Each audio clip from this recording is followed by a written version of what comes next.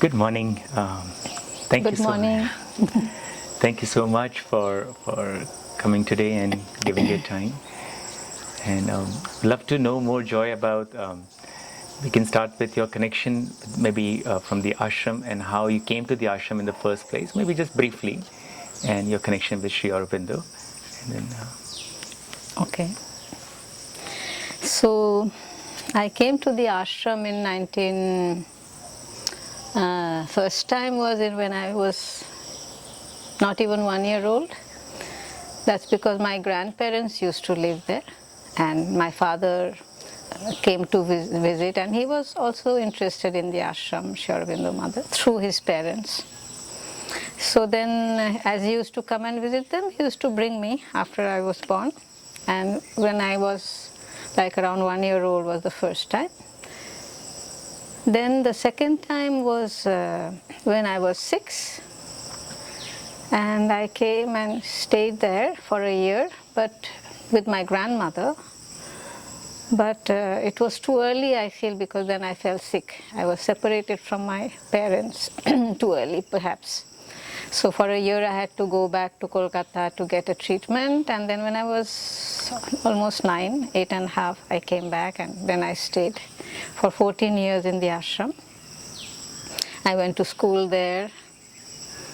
I went to the boarding there. I lived with my teacher for 2 years in the beginning. She replaced my grandmother, so to say. And then I was put in the boarding. For a few years, then my mother came and stayed in Pondicherry, so I stayed at home with my mother, my brother and my sister. My father was working outside, so he couldn't be there. Yeah, so I grew up, basically I spent 14 years in the ashram as a student at that point. And then I moved to Auroville. So my introduction to, let's say, to Sri Aurobindo's plays as such was as an audience, because I was still young, and the first December programs is when people used to present Sri Aurobindo's plays, and it was done by outgoing students. So when I finished knowledge or higher course, that is, after that people, if they want to study further, they have to go to some other college or university. So when I finished knowledge, it was in 75. I don't remember what program was there for the first December, but I never acted in any of Sri Aurobindo's plays or to his. I did other things, but not this. So my first experience about Sri Aurobindo's plays, or even Savitri with Arimani, was only when I came to Auroville and when she started presenting Sri Aurobindo's plays. Could you share a little bit more about the impression of Sri Aurobindo and the mother, but especially Sri Aurobindo on your life, and before we go on more on the play, because that was the in your young mind, because you have been here in the ashram since very young. So when did that connection happen for you? Well, it was, as a youngster, it's more with the mother because she was physically present. So it used to be more with the mother. And Sri Aurobindo only if you studied some books. But I mean, Sri Aurobindo Samadhi is there, we used to always go, so he is ever present in the atmosphere. But practically it was the mother to whom we used to address anything and everything we wanted. And so, yes, so that was in an indirect way, connection to Sri Aurobindo. And of course, in the higher course, I once started studying Savitri with a teacher. That was all. I never studied his works. Do you remember the first time you participated in the play? How was that? And what was the name? The very first time? Yeah, it was Perseus the Deliverer. So that was Arimani's first venture with Sri Aurobindo's plays. And the play itself was, very powerful. Of course, very powerful. And there was a huge cast, that's what I remember. And Yeah, as we went through it day after day, weeks and months of rehearsals, you just got into it more and more and absorbed the atmosphere and the dramatic drama of the play, because it was a very dramatic play, and just the beauty of the language, the richness and beauty of the language, and it uplifted us. That's the thing. How old were you? Oh, which year was it now? I don't remember. Yeah. No, I was living, that must have been 10, 15 years ago, isn't it? More? Which was in 2004 or 5. 2004 or 5, huh? Yeah. Okay. So yeah, so that was long ago. Almost 20 years ago. 20 years ago. I've also realized, like, just little time spent with Arimani and with the play over here this year, and we often talk about that it's not a performance, it's really an experience. And so, how was that for you? I mean, not just on the first play, but overall, like, how did the preparation wise, and what did it take for you to prepare during that time for the plays? First of all, the joy of doing a play written by Sri Aurobindo, and then learning by heart the lines and repeating them. So as more you repeat and more you hear other people say their lines, it helps you to go more and more into it. I guess like any other play also, you have to do the same, but we were lucky to have Sri Aurobindo's play and his language and that atmosphere which he brings through his language. And so participating in that, in the creation of a vibration, mainly it is that, the creation of a vibration in the space where we were rehearsing, and knowing that it goes out, and then at the end when you perform, the feeling of this, sharing it with the larger community. And of course it was uplifting for us, but we knew that it would be uplifting also for whoever is open in the audience. And I always felt it was, people were really very concentrated, were really listening, and were really letting themselves be carried by that atmosphere. So however much dramatic it was, like for Perseus and for Eric and for Rodogune, they were strong plays and strong forces and characters who were there opposing, the usual thing of the good, positive against the negative, good against the evil, and the truth at the end. Somehow, even if in Rodogune it was really the only tragedy of all the plays we had performed in, but still at the end of it, I remember the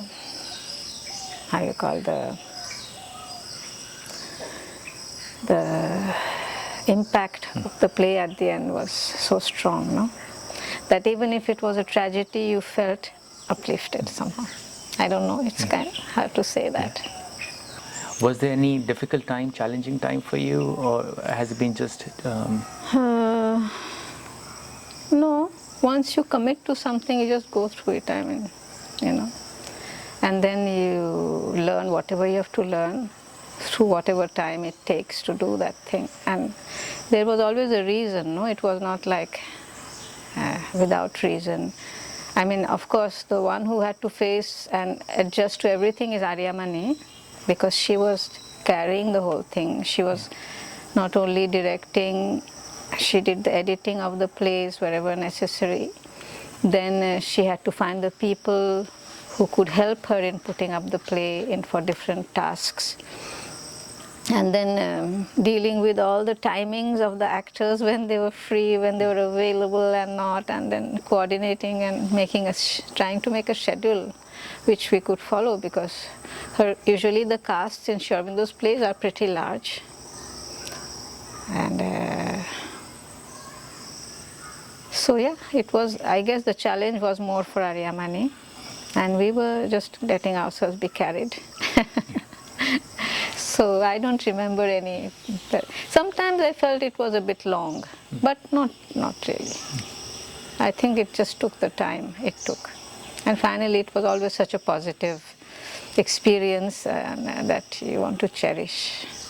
And over the time, when you look back, because how many plays you must have participated? I think a couple of them, right? Like In Sri Aurobindo's, Sri I Aurobindo's think at least three. 3 years. 3 years. Yeah, 3 years. Wow.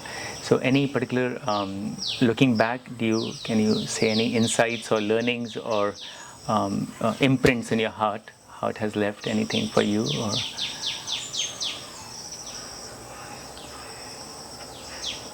Yeah, I wish we could have done all of them. That's it. Yeah. But I know that all of them are not even complete plays. Only one we could have done, Vasavadatta, but maybe someday it will come. Yeah. The complete play remaining is Vasavadatta. Yeah. But that's a very kind of not easy to, I guess, direct, because it doesn't have that kind of drama like in the other plays. And so there's not such a play of light and shade, and it's not easy. I'd spoken about it also to another French lady who was reading the plays while watching Arimani's plays and maybe considering, and for her Vasavadatta was too much of only light and joy and fun and all that, no? So that contrast was not there, which makes a play, like interesting in mostly. But how do you, like for someone like a young, who have not had much experience reading and, being with Sri Aurobindo's text and the reading, how would you say his plays were different from the other plays? Not just different, I mean, in terms of what were the different qualities or the characteristics? Because as I know, I mean, these were not just simple plays, there was something else was going on, some other Sri Aurobindo was trying to share some other much deeper insights, through Yes, these. yes. So if you could just share a little bit about that. Well, I don't have so much experience with other plays, frankly speaking, but I did read some of Shakespeare's plays, very dramatic also, very often. And yeah, but at the end of it, you didn't feel this. He didn't have this feeling of being uplifted. There was a tragedy was just tragedy. You feel like, my God, why are we like this? How we human beings? Because they're also full of archetypes, no? No, there was never, I didn't feel ever really even that, I don't know how, that inner quality of something. It stayed always in even though great play, of course I can't criticize Shakespeare, I'm nobody, but still since you're asking, giving my humble opinion. At the end of it, it's just about human beings as they are, even if they are archetypes and painted big. There is not that aspect of something towards which we could move, or something, that at the end of it you feel, from in the heart center, So, yeah, and Sri Aurobindo's plays really give you that feeling, that depth and the height, and this other dimension for which we are here, let's say, it corresponds to that. Shakespeare corresponds to everybody in the world.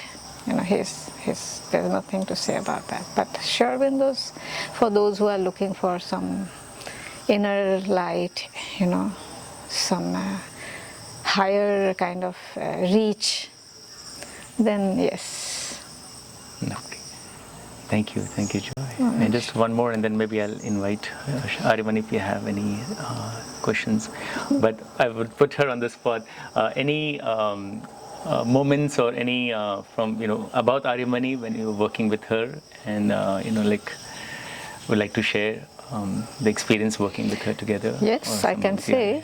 I don't know how she managed actually to get all these plays, long 2-3 hour plays. together.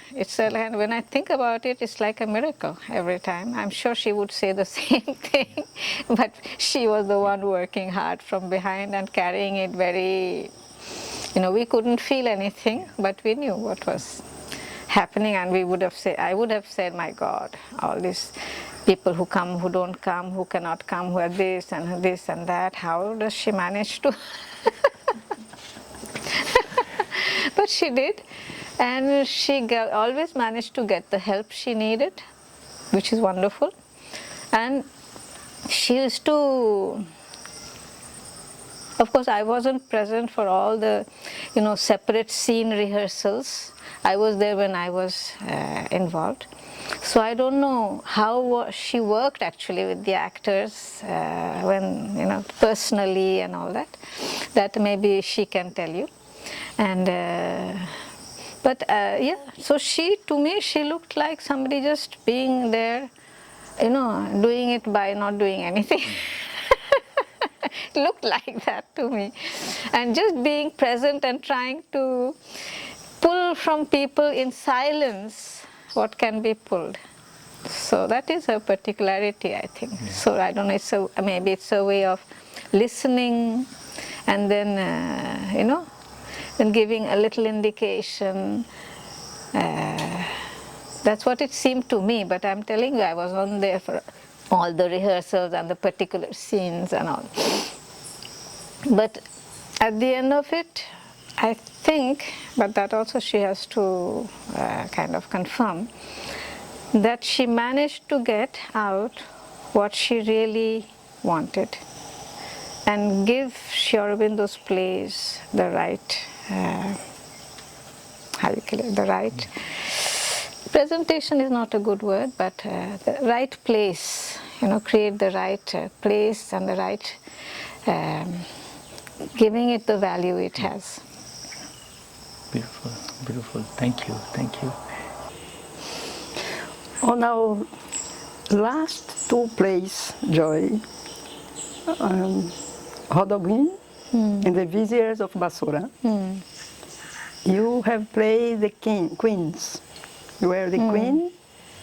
On Rodogune, you were the queen mother. And in the Viziers, you was not a queen, but a higher level, no? Or social level. Maybe a minister. Yeah, the wife of a minister. Yes. And in Rodogune, you were playing the bad woman, let's say, no? Very ambitious. And twisting the events, no, to your own objectives. And with that, you lost your two sons. On the other, on the Viziers of Basora, you have another role, you are the mother of the main character, no? And it was some very beautiful moments with Charu, no, that were the husband. Can you say something regarding these two characters that you played so well and you are so appreciated by everybody, the way you... Well, Rodogune, I must say, was, it came on, the role came on to me in a way, but I wasn't supposed to be initially, but then it was a challenge for me because it's really not very different from my natural character, let's say. So I think, but then if one can identify oneself to such a character, which means there's something about it in me also, I don't know. Human beings have everything in oneself. So yes, she was a very scheming lady. So I had to really, it was a challenge in a way, but it was nice also to find that in myself. And every day I had to look, I had to look how to do that and how to, make it more alive, more true, more, even, more recognizable to myself that I'm really playing that role. And yeah, and I think, you know, those two princes, I think they really became to me like my sons. In me somewhere, I still feel they are my sons, somewhere, you know. And one of them even calls me Mama still, whenever he crosses me on the road. And yeah, I don't know, I just did it. How much more? I don't know what I can say. I just did it. And I really enjoyed it. But I wish I could have been more scheming, more hard. You know, I tried, but I don't think I really managed to go to the extreme what one can reach with that, no? Somehow I think I was a bit too self-conscious, because we always have, you know, our own image of oneself. So I wish I had been even more true to the character. But it's not easy to fathom also, no? What's going on in another's mind. Which means you have to really imagine all the things which have not been mentioned, not been described in the text, and make up your own story to be able to make it real for yourself. That's what one, I think, calls a subtext or something in theatre. Well, you know, I'm not a professional, and I did what I could. And no, I'm not very convinced about that role, even though I really enjoyed it and it was a challenge. But maybe something still happened through me, I don't know, if people thought I was... Somebody said, you know, Joy, I didn't know you could be so royal, or something like that. I didn't try especially, but I don't know. But it was there, Joy. I mean, it was there, this royalty and this more this Finnish aspect, no, of the queen.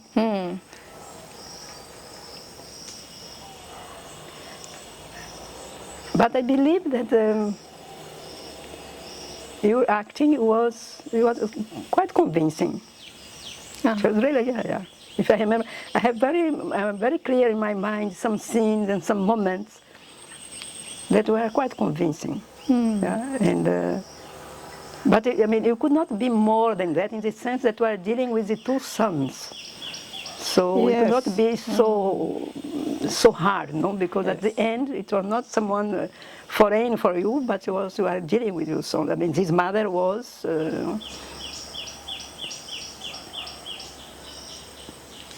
Yeah, and she could not. This queen, she could not imagine that the end would be a tragedy. So she could not. She didn't foresee no, this result. I wish at the end I was more, you know, that last cry, you know. I wish it had been more tearing, more like that. But I guess I was too self-conscious. How far can I go?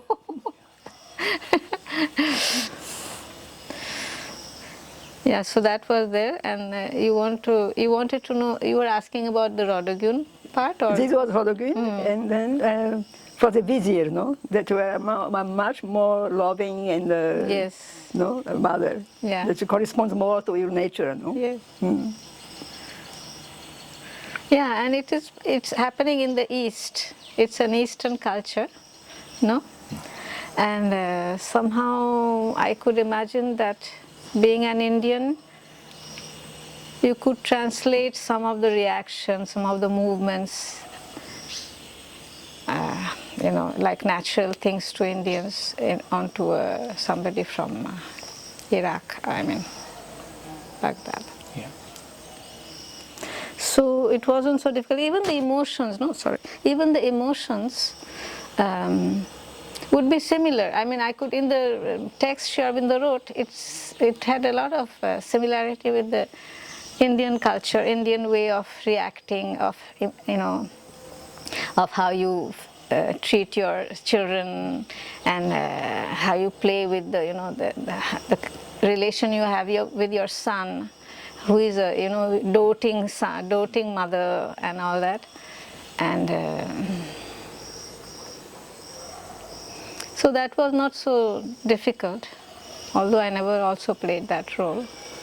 But yeah, it came more naturally, and it corresponded, yeah, it was easier in a way than Rodogyun. It was culturally and character-wise, it was closer to me. Yes. And then, yeah, with Charu, you were saying, yeah, we just developed that, no? For him also, I imagine, it was kind of, closer to him as well. He had done also Perseus, no? He had acted, Charu had also acted in Perseus, no? A very different role. And yeah, so the whole thing of joy and love and humor was very present in this play of Viziers of Basora. No? So that was another aspect of Sri Aurobindo, which was new for Auroville. And it was also very beautiful. We had such lovely experiences, as a group during that time. People, I think, enjoyed it so much.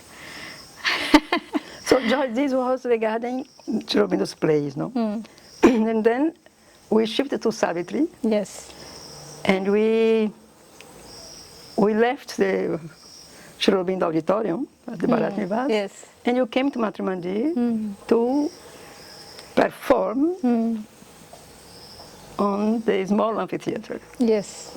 So how it was a big, somehow it was a big shifting, no? To Yes. physically, and even as a Energetically, yeah. no, I mean, no more the plays, but to this challenge, no, of bringing Savitri to the Matrimandir space, because you cannot stay into stage, no, it was to The space of Matrimandir. the space of Matrimandir. Yes. So you. Again, I think the main challenge was faced by you. Because you are the choreographer, the director, and you have such a beautiful sense of how to use space and use the people and how to actually make the best of a space and the people who are acting. So, but we just came and we did. Yeah, but you can share something how it was for you to be there in that space at Matrimandir and yeah, it's just and being Savitri. And, yeah, it's such a I mean, we feel so fortunate. I feel so fortunate to be able to perform. I mean, to just speak the lines of Savitri and over. And in that Matrimandir space, it's like, I mean, it can't be anything, better, I feel. And it's really, we are so fortunate and privileged to have that experience of Savitri with the Matrimandir space. For me, it's the ultimate. At least it has been for the moment, until now.